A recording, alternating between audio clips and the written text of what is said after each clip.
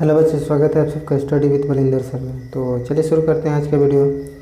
तो आज के वीडियो में हम लोग देखेंगे क्लास 9th का मैथ, है ना, जो कि हमारा चैप्टर वास्तविक संख्याएं चल रहा था, रियल नंबर्स। और इस वीडियो में हम लोग प्रश्नावली 1 के बी का 3 नंबर प्रश्न हल करेंगे, है ना। तो चलिए शुरू करते हैं। तो शुरू करने से पहले अगर आप चैनल पर नए हैं तो चैनल को सब्सक्राइब कीजिए और बेल आइकन को ऑन कर लीजिए, है ना, ताकि आप आने वाले सभी वीडियोज़ को आसानी से देख पाएँ। और पिछला वीडियो अगर आप नहीं देखे हैं तो उसके लिए वीडियो की प्लेलिस्ट में जा कर के आप आसानी से सभी वीडियोज़ को देख सकते हैं, ठीक है। तो चलिए शुरू करते हैं। यहाँ पर आप लोग देख सकते हैं 3 नंबर प्रश्न क्या कह रहा है, निम्नलिखित के केवल उत्तर लिखें। निम्नलिखित जो भी सभी प्रश्न हैं उनका सिर्फ उत्तर लिखना है। तो यहाँ पे हम लोग देखेंगे ए नंबर प्रश्न में कह रहा है कि 2 अपरिमेय संख्याओं के बीच कितनी अपरिमेय संख्याएं होती हैं। यानी कि 2 अपरिमेय संख्याएं अगर लेते हैं हम तो उनके बीच कितनी अपरिमेय संख्याएं होती हैं, है ना। तो देखिए इसका उत्तर हमारा जो होगा अनगिनत होगा, ठीक है। क्यों? क्योंकि यदि मान लीजिए कि यहाँ 0.5 0 5 0 0 5 0 0 0 इस तरीके का एक अपरिमेय संख्या हम लेते हैं। यह अपरिमेय संख्या है क्योंकि इसका दशमलव प्रसार जो है अशांत और अनावर्ती है ना। तो यह एक अपरिमेय हो गया। दूसरा ले लेते हैं 0.6 0 6 0 0 6 0 0 0 इस तरह का 2 संख्या हम ले लिए, है ना। तो आप देख सकते हैं कि इसके दोनों के बीच में बहुत सारी संख्याएं हैं, अनगिनत है। कैसे? क्योंकि यहाँ पे सबसे पहले तो ये 50 है और यहाँ 60 है। तो आप बीच में देख सकते हैं 50 के बाद 51 52 53 54 55 56 57 58 60 तक होगा। उसके बाद 60 आ गया, ठीक है। फिर उसके बाद देख सकते हैं कि यहाँ 505 है और यहाँ 51 के बाद यहाँ पे आप देख सकते हैं कि इधर 600 है, इधर 500 है। तो उसके बीच कितनी सारी संख्याएं आ जाएंगी, है ना। उसके बाद यहाँ 5000 है, यहाँ पे 6000 है। उसके बाद ऐसे ही बढ़ते चला जाता है। तो बीच में आप ये जब इसका ही अंत नहीं है और इसका भी अंत नहीं है तो बीच वाली संख्याओं का भी अंत नहीं होगा। समझ रहे बात को? तो इसलिए हम लोग 2 अपरिमेय संख्याओं के बीच कहेंगे कि अनगिनत अपरिमेय संख्याएं होती हैं, ठीक है। चलिए बी नंबर देख लेते हैं इसका हम लोग। तो यहाँ पे देख सकते हैं आपकी बी नंबर प्रश्न में कह रहा है कि 2 वास्तविक संख्याओं के बीच कितनी वास्तविक संख्याएं होती हैं। 2 वास्तविक संख्याएं, वास्तविक संख्याएं किसे कहते हैं? यदि आपको वास्तविक संख्या नहीं पता है तो इसके लिए आप वीडियो के प्लेलिस्ट में जा कर के आसानी से देख सकते हैं, क्योंकि वहाँ पे संख्याओं के बारे में बहुत अच्छे तरीके से 9th क्लास के प्लेलिस्ट में सबसे फर्स्ट वीडियो में बताया गया है ना। तो वास्तविक संख्या उसे कहते हैं परिमेय और अपरिमेय संख्याओं को मिला करके सभी संख्याओं को हम लोग वास्तविक संख्या कहते हैं। तो देखिए यहाँ पे हमें पता चल गया कि अपरिमेय संख्याओं के बीच में अनगिनत अपरिमेय संख्याएं होती हैं, ठीक है। चूँकि हम लोग पहले ही प्रश्नों में बना चुके हैं कि 2 परिमेय संख्याओं के बीच 3 4 5 अपरिमेय संख्या ज्ञात कीजिए। उसमें सिर्फ 3 4 5 ही हमें बोल रहा था, तो हम लोग 3 4 5 ही निकाले हैं। उससे ज़्यादा भी हम लोग निकाल सकते हैं, यानी कि अंत ही नहीं है उसका भी, है ना। जैसे कि मान लीजिए कि 4/3 और 5/2 ये 2 अपरिमेय संख्या हैं, सॉरी यहाँ 2 परिमेय संख्या हैं।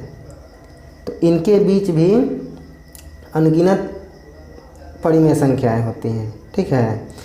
तो यहाँ पे अपरिमेय संख्याओं के बीच अनगिनत अपरिमेय संख्या, परिमेय संख्याओं के बीच अनगिनत परिमेय संख्याएं, तो यही दोनों क्या है, हमारी वास्तविक संख्याएं हैं, है ना। इन्हीं दोनों को मिला करके वास्तविक संख्याएं कहा जाता है। यानी कि वास्तविक संख्याओं के बीच भी हमारा अनगिनत वास्तविक संख्याएं होंगी, है ना।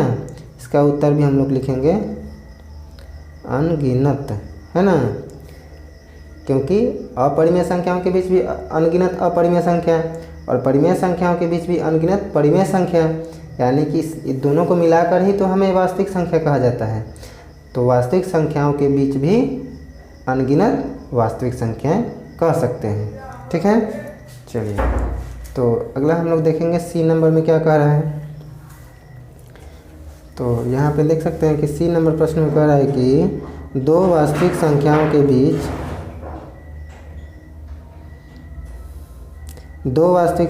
के बीच कितनी अपरिमेय संख्याएं लिखी जा सकती हैं।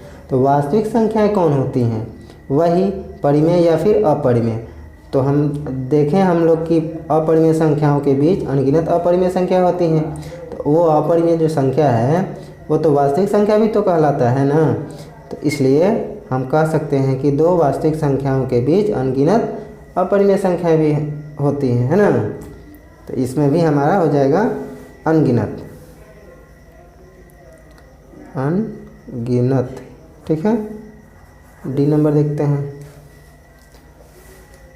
तो डी नंबर यहाँ पे हमारा प्रश्न है, कह रहा है कि परिमेय संख्याओं के समुच्चय और अपरिमेय संख्याओं के समुच्चय में कितनी संख्याएं उभयनिष्ठ होती हैं, यानी कि दोनों में सेम कितनी संख्याएं होती हैं।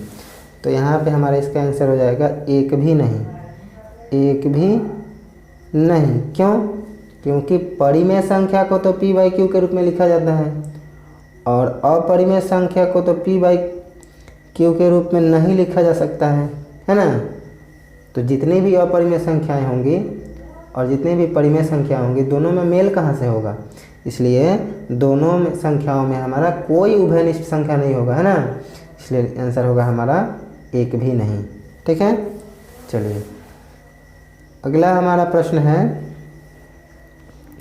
ई नंबर कह रहा है कि परिमेय संख्याओं के समुच्चय और अपरिमेय संख्याओं के समुच्चय के सम्मिलन को कौन सा समुच्चय कहा जाता है। तो यही अभी आपको हमने बताया कि परिमेय और अपरिमेय संख्याओं को ही न मिला करके वास्तविक संख्या कहा जाता है।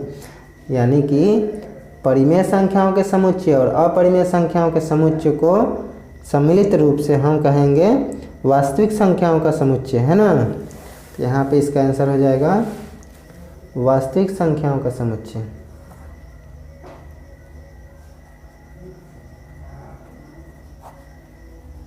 वास्तविक संख्याओं का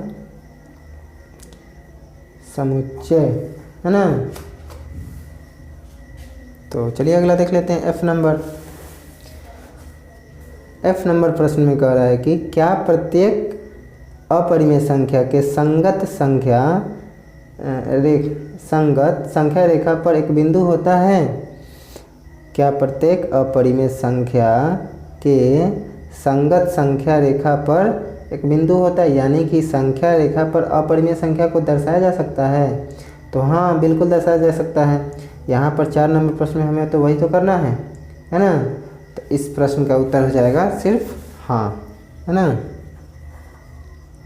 यहाँ पे हाँ, चूँकि हमें सिर्फ इसका उत्तर देना था इसलिए हम लोग ऐसे ही लिखेंगे। तो अगला प्रश्न है हमारा 4 नंबर, जिसमें हमें अपरिमेय संख्याओं को संख्या रेखा पर प्रदर्शित करना है। तो इसके लिए हम अगला वीडियो बनाएंगे, तो उसमें इसको चारों प्रश्न को बताया जाएगा, है ना। इस वीडियो में हम इतना ही रहने देते हैं, क्योंकि इस प्रश्न को और बहुत अच्छे तरीके से समझना है ना। तो इसके लिए वीडियो लंबा हो सकता है, इसलिए इस वीडियो में इतना ही। मिलते हैं नेक्स्ट वीडियो में।